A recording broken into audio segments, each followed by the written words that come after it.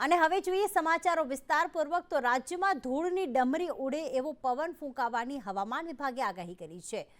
આજે અને આવતીકાલે એટલે કે શનિવાર અને રવિવારે કચ્છ અને સૌરાષ્ટ્રમાં ભારે પવન ફૂંકાશે।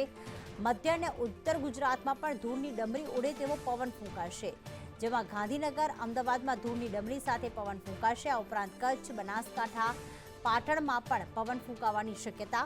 મોરબી, સુરેન્દ્રનગરમાં ધૂળની ડમરી સાથે પવન ફૂંકાશે તેવી હવામાન વિભાગે આગાહી કરી છે।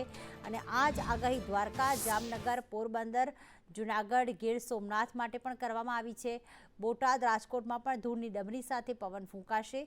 અમરેલી, ભાવનગરમાં પણ પવન ફૂંકાવાની હવામાન વિભાગે આગાહી કરી છે। આ ઉપરાંત મહેસાણા, સાબરકાંઠામાં પણ આ જ પ્રકારનો માહોલ રહેશે।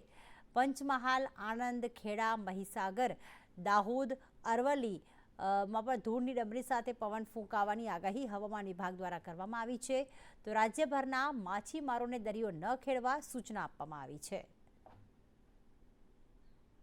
તો કચ્છ અને સૌરાષ્ટ્રભરમાં ભારે પવન ફૂંકાશે, ધૂળની ડમરીઓ ઉડશે તેવી આગાહી હવામાન વિભાગ દ્વારા કરવામાં આવી છે। એટલે કે સમગ્ર રાજ્યમાં જ્યારે આ પ્રકારની આગાહી કરવામાં આવી છે ત્યારે વાતાવરણ ધૂળિયું રહેશે અને સાથે સાથે દરિયામાં પણ હાલમાં માછીમારોને ન જવા માટે ખાસ સૂચન કરવામાં આવ્યું છે। શનિવાર અને રવિવાર માટે માછીમારોને આ સૂચન કરવામાં આવ્યું છે। તો સાથે અમદાવાદ હોય, ગાંધીનગર હોય, પાટણ, મહેસાણા, સાબરકાંઠા, અરવલ્લી, કચ્છનો આખો વિસ્તાર, સૌરાષ્ટ્રના તમામ જિલ્લા કે જ્યાં ભારે પવન ફૂંકાશે, ધૂળની ડમરીઓ ઉડશે ને આખું વાતાવરણ ધૂળિયું થઈ જશે।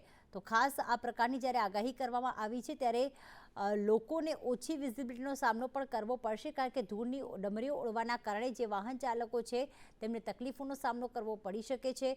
તો સાથે સાથે 43 થી 44 ડિગ્રી તાપમાન પહોંચી ગયું હતું, તેમાં પણ 2 થી 3 ડિગ્રી રાહત મળશે।